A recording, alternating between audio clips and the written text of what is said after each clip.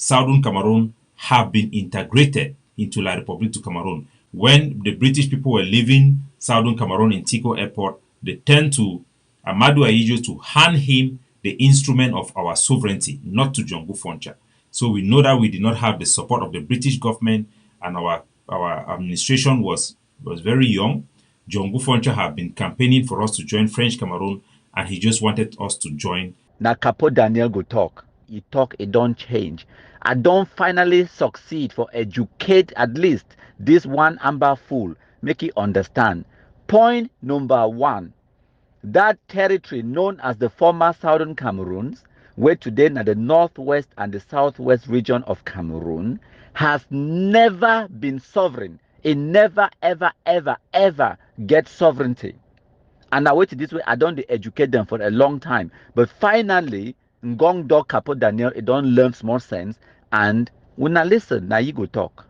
Today is the 12th day of this month of February 2024. My name is Capo Daniel. Last week, we put out a video, an audio in the podcast where we talk about our narrative in this struggle, which is that 11 February was a day changed from a plebiscite day by La République du Cameroon into a youth day that make mockery of our history. But I'm going to present to you the facts and the truth, because when you are angry, you say certain things sometime out of anger, and sometimes you sin when you are angry.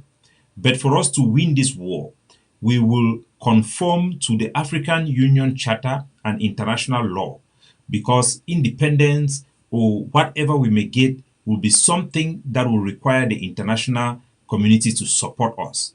So in line with our goal to push for freedom for our people and end this war, we are going to be factual with you and align ourselves with international law so that we can better serve our people to push for their right of self-determination. So I want to start with 11 February.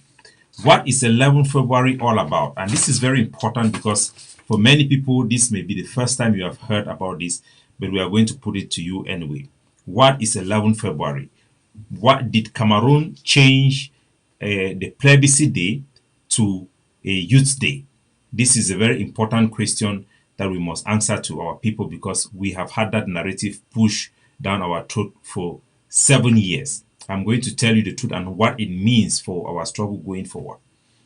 11 February, as you know very well, was the plebiscite day. It is very important in our history. It is a day that the Southern Cameroon, which was a quasi-region in Nigeria. A quasi-region means that the Nigerian government granted us autonomy that was under the British. So the British government, in effect, granted us autonomy and self-governance. It gave us a unique opportunity under the leadership of the Prime Minister Ndele to build a very solid democracy and strong institutions that prepare us eventually for independence. So that 11 February was the day where the United Nations organized a plebiscite for our people to express their opinion, whether they want to join Nigeria or they want to join Cameroon. This is the root cause of this problem, because during that time, our people were told that it was just an opinion and they were going to go through several procedures in order for them to secure a contract with Cameroon as a union. Unfortunately, that never happened. They were deceived, and right now we know what happened because we have the ability to look in hindsight and to study what has happened. Recently, the British government released a document to Barrister Mukwele, who appealed in the British court about this case, about the British government obligation to our territory. And in that document, they clearly stated that Southern Cameroon have been integrated into La République du Cameroon, which is not what we were told, which is not what Cameroon promised in the United Nations. These are all injustice that we have suffered. Can this injustice be sued in court? Yes. Are there legal remedy for such injustice? Unfortunately, legally speaking, there are very few remedies because the British government have been sued for a similar case before, and the only thing they did was to apologize to those people because they have discretion in managing the territories that they were trusted to manage. But I'm here to give you the fact of what happened on 11 February. 11 February was a plebiscite day. It took place in 1960, where our people voted to join French Cameroon against Nigeria. The vast majority of our people voted to join French Cameroon, and indeed they went to Fumban to have a union. Unfortunately, everything we put on the table was rejected. Nevertheless, our government, led by Jongu Foncha, continued the union with Cameroon through the constitution that was imposed on us, passed by the Cameroon Parliament. We had a very poor fight by our diplomats to secure a better deal for us. Everything that was rejected, they never put up a good fight. One, because they were very weak. Two, when the British people were leaving Southern Cameroon in Tico Airport, they turned to Amadou Ahidjo to hand him the instrument of our sovereignty, not to Jongu Foncha. So we know that we did not have the support of the British government, and our administration was very young. Jongu Foncha had been campaigning for us to join French Cameroon, and he just wanted us to join without any safeguards, and we are suffering the consequences of that particular decision. So I want our people to know, before 11 February became what we call today Youth Day, what really happened. I'm going to give you the facts.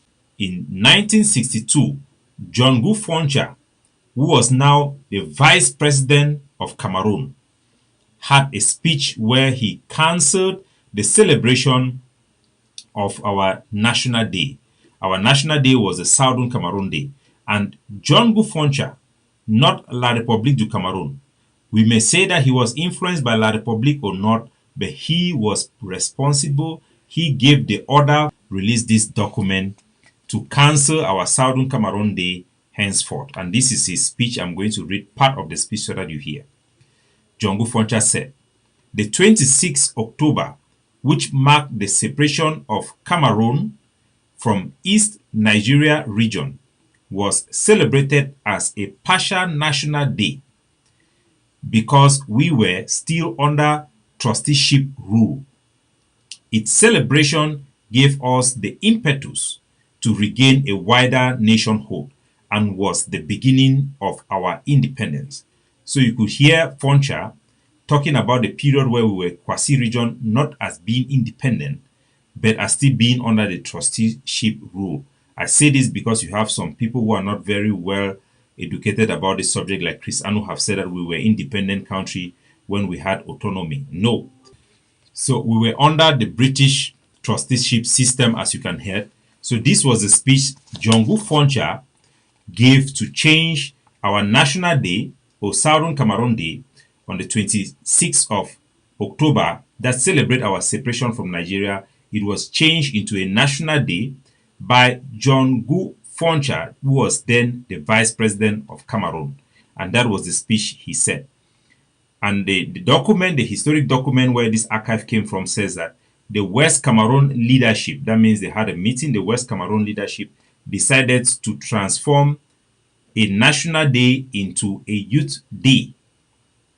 So from 1962, it was now to 1963, the National Day of Southern Cameroon was now celebrated as a youth day. So you have October 26, Southern Cameroon National Day was changed, and it was now celebrated as a youth day without a National Guard in presence. So the date was changed by Jongu Foncha. And in 1963, the Secretary of State of Education and Social Welfare, who was S.M. Ndamukong, at that time, he made this speech that further made the transformation of that day. 1963, Honorable Ndamukong, he said, this is his speech, I'm going to read the speech. Youth Day. So they were celebrating 11 February still in 1963 as a plebiscite day. But in 1963, after the celebration, the Secretary of Social Welfare and Education, Mr. Ndamukong, he made a speech that transformed the plebiscite day, which was 11 February. Remember that Jongu Foncha only changed the Southern Cameroon Day into Youth Day. But in 1963, Honorable Ndamukong changed our plebiscite day, 11 February, into the Youth Day. And this is a speech, I will read the speech. He says, Youth Day is now 11 February each year.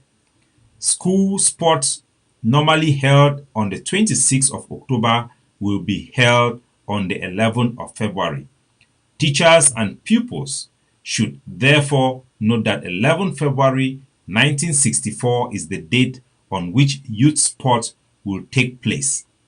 On October 1, Reunification Day will be a public holiday for march past. So this document is signed by Honorable Ndamukong, who was the Secretary of Education and Social Welfare in the Southern Cameroon government. At that time, Southern Cameroon was now West Cameroon. We have a functioning government that represents our people, and we have our Prime Minister, who was now the Vice President of La République du Cameroon. So this is what happened. The change of 11 February from a national day, from a plebiscite day to a youth day was not changed by La République du Cameroon, but our own Southern Cameroon or West Cameroon government. The leadership changed it, and a Secretary of State did make that changes. This is very important for us to know the truth, to know the fact. Not just that we conform with international law, but also that we can have a proper voice, because only the truth shall set us free. If we don't know the truth, we don't speak the truth, we can't be set free. Some radicals within our struggle that have taken advantage of this movement of our people looking for their freedom have completely destroyed our narrative by injecting falsehood that have no reference in history. So this is part of us restoring the truth and make sure that we can fight for our people in a way that is going to bear fruit. In 1963, when Mr. Ndamukong has changed the plebiscite day into a youth day, the next year, Jongu Foncha came to participate in celebration because he had moved to Yaoundé when he was made the vice president. And this is what he said in 1964 when they made the first celebration of 11 February, not as a plebiscite day, but as a youth day.